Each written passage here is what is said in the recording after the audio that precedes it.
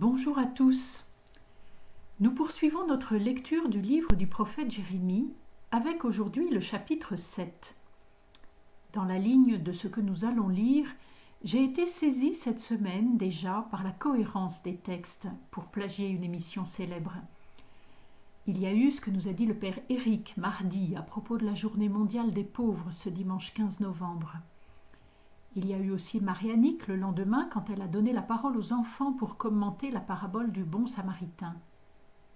Et bien sûr, le jour de la Saint-Martin, la parution de la lettre de notre évêque, monseigneur Stanislas Lalanne, saisi par la charité. Dans le fond, c'est de tout cela que va nous parler ce chapitre 7 du livre du prophète Jérémie. L'amour de Dieu, des autres, de soi-même.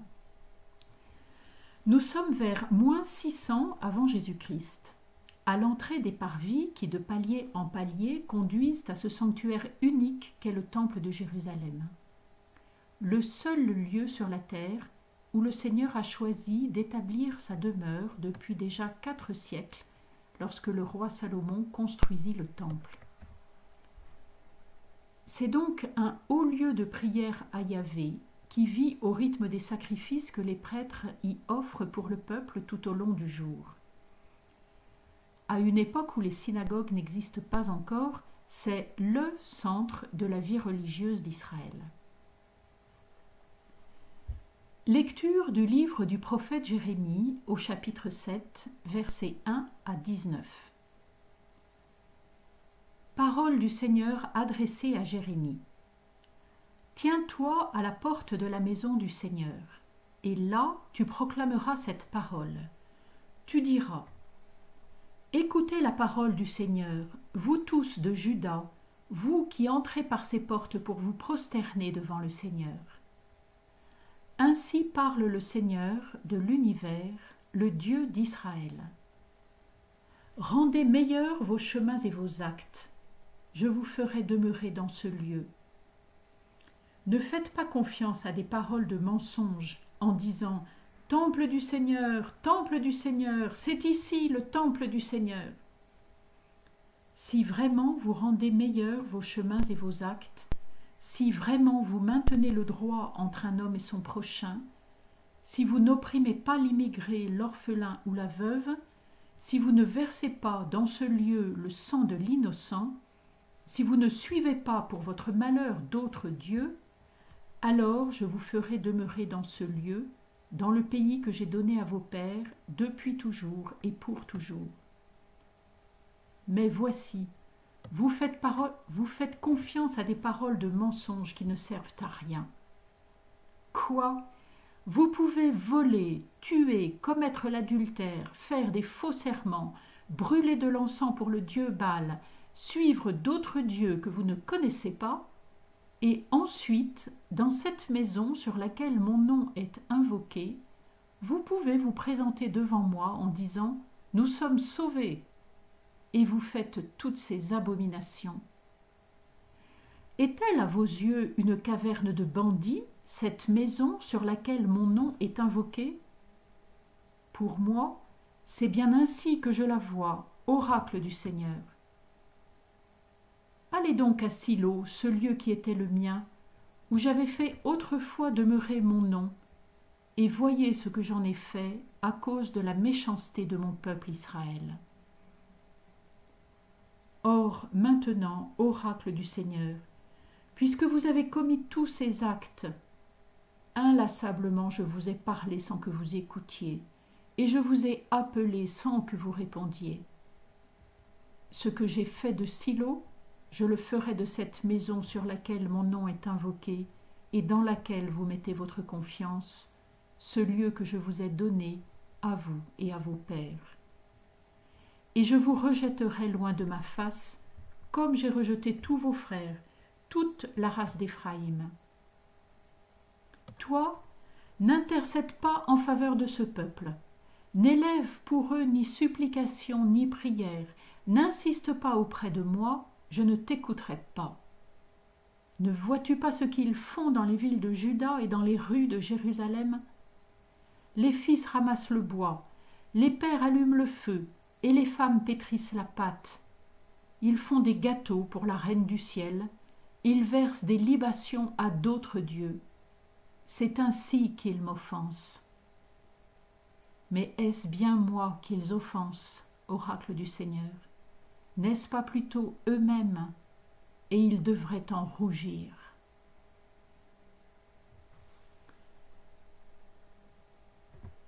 Quelques éléments de commentaire. Car ces histoires de tambouille pour cuisiner en famille des gâteaux pour la reine du ciel, cela demande un peu d'explication pour comprendre dans quel contexte nous sommes. Au début de notre passage, Jérémie s'adresse à n'importe quel Israélite qui entre au temple. On peut imaginer qu'il est obligé de crier pour se faire entendre de la foule. Il veut que chacun de ceux qui entrent puisse s'interroger sur sa conduite au moment où il vient se prosterner devant le Seigneur. Car manifestement, il n'y a qu'à se balader un peu plus loin dans les rues de Jérusalem pour voir que ces priants violent consciencieusement chacun des 10 commandements que le Seigneur a donnés à Moïse lors de l'alliance au Sinaï. Le Décalogue. Voilà un texte à savoir par cœur. Vous le trouverez au chapitre 20 du livre de l'Exode. Je n'en reprends que quelques extraits. Il s'ouvre par ces mots. « Je suis le Seigneur ton Dieu qui t'a fait sortir du pays d'Égypte, de la maison de servitude. Tu n'auras pas d'autre Dieu que moi. » Exode chapitre 20, versets 2 et 3.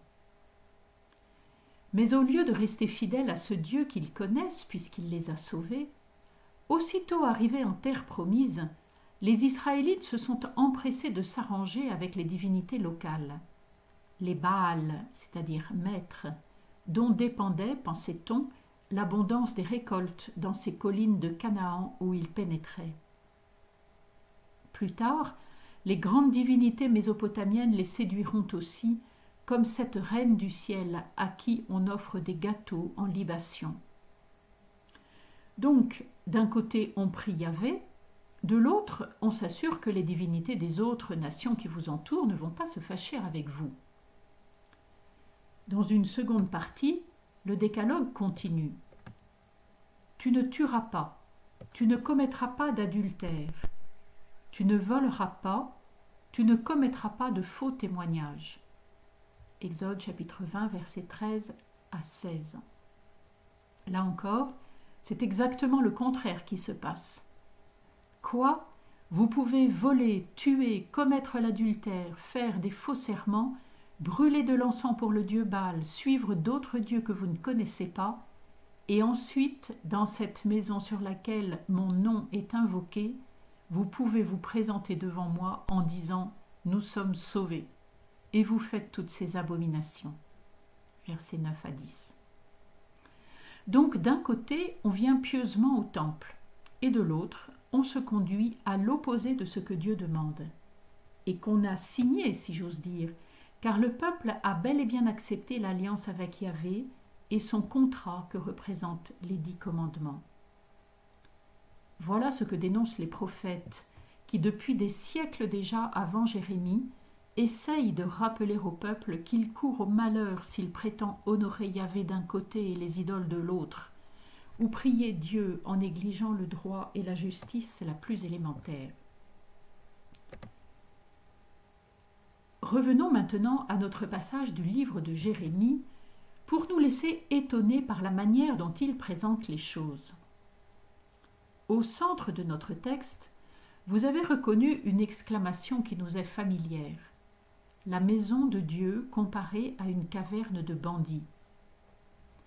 C'est le cri de Jésus lorsque, peu avant la Pâque, selon les 10 évangiles synoptiques, il monte au temple et en chasse les vendeurs en enseignant « N'est-il pas écrit « Ma maison sera appelée maison de prière pour toutes les nations » mais vous, vous en avez fait une caverne de bandits. Il y a plus d'un rapprochement à faire entre Jésus de Nazareth et Jérémie. Nous y reviendrons. Remarquons pour aujourd'hui leur manière commune d'articuler l'amour de Dieu avec l'amour du prochain et de soi-même. Cela peut nous aider à comprendre pourquoi Jésus répond aux scribes qui lui demandent quel est le plus grand de tous les commandements. Tu aimeras le Seigneur ton Dieu de tout ton cœur, de toute ton âme et de tout ton esprit. Voilà le plus grand et le premier commandement. Le second lui est semblable. Tu aimeras ton prochain comme toi-même. Matthieu 22, versets 37 à 39.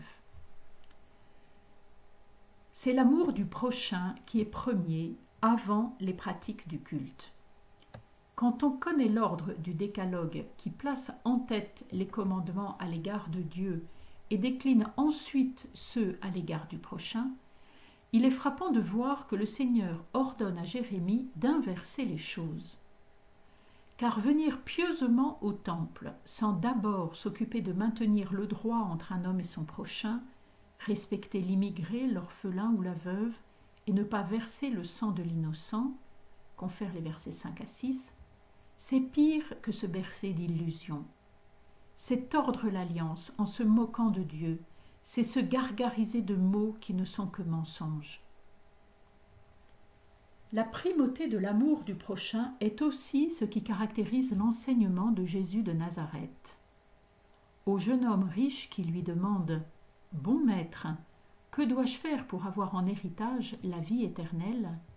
Jésus répond « Pourquoi m'appelles-tu bon ? Nul n'est bon que Dieu seul. Tu connais les commandements. Ne tue pas, ne commets pas d'adultère, ne vole pas, ne porte pas de faux témoignages, ne fais pas de tort, honore ton père et ta mère. » Marc chapitre 10, versets 17 à 19.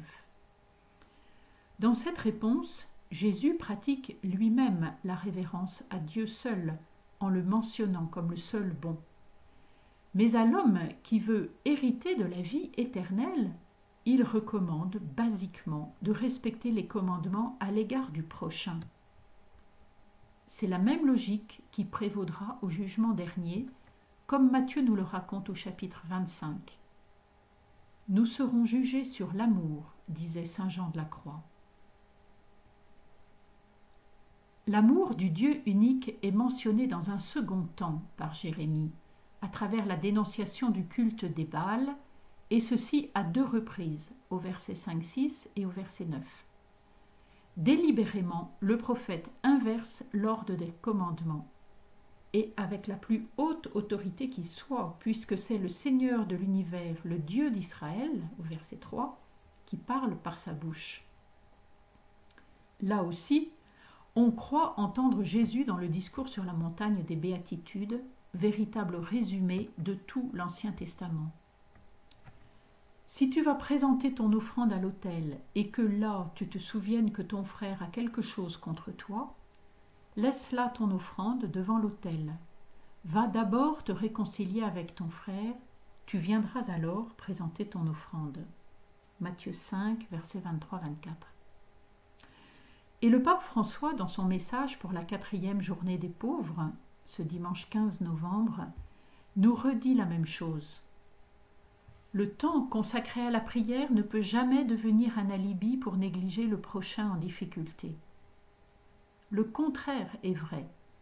La bénédiction du Seigneur descend sur nous et la prière atteint son but quand elles sont accompagnées par le service aux pauvres. C'est au numéro 2 de sa lettre. Car sinon, Dieu n'est pas là. La prière est vaine. Jérémie n'a pas de parole assez dure pour dire l'anéantissement que provoque le culte hypocrite qui n'a cure de la justice et du droit. Il prend un exemple qu'il ne connaît que trop bien, car Silo est tout près d'Anatote, son village natal. Du temps du prêtre Élie, plusieurs siècles auparavant, le culte y était florissant, autour de l'arche d'alliance elle-même. Mais la conduite désolante du peuple a amené la destruction de ce célèbre sanctuaire. Ainsi en sera-t-il du temple de Jérusalem. Ce que j'ai fait de Silo, je le ferai de cette maison sur laquelle mon nom est invoqué et dans laquelle vous mettez votre confiance, ce lieu que je vous ai donné à vous et à vos pères, et je vous rejetterai loin de ma face, comme j'ai rejeté tous vos frères, toute la race d'Éphraïm. Versets 14-15. Quant au juste amour de soi, La finale de notre passage est stupéfiante à cet égard. Ils versent des libations à d'autres dieux. C'est ainsi qu'ils m'offensent. Mais est-ce bien moi qu'ils offensent, oracle du Seigneur? N'est-ce pas plutôt eux-mêmes? Et ils devraient en rougir. Toutes nos idioties ne peuvent sérieusement prétendre offenser Dieu, tant il est grand et tant il nous aime. La croix elle-même n'en est-elle pas le signe à jamais? Mais celui qui vit hors de la fidélité à Dieu s'avilit lui-même. Il massacre l'image du Dieu d'amour qui est en lui. Pour prendre un petit moment de méditation et de prière à partir de ce passage, peut-être pouvons-nous nous interroger dans quel sens nous mettons le tiercé, si j'ose dire. Amour de Dieu, des autres, de nous-mêmes. Ils sont liés. Et peut-être cette période difficile nous invite à prendre des décisions plus éclairées sur la manière dont nous gérons le temps que nous y consacrons. Pendant ce confinement où nous ne pouvons pas célébrer ensemble, quelle est la place de la prière? Que faisons-nous pour aimer nos frères, particulièrement nos proches et ceux qui sont les plus petits? Quelle place donnons-nous à la détente, à l'indispensable hygiène de vie, au physique comme au moral, dont nous avons besoin pour aller bien? Et puisque notre évêque vient de publier une lettre qui nous est destinée, inscrivons-nous pour la recevoir sur la boîte paroisse.hermon@wanadoo.fr. Et surtout, lisons-la.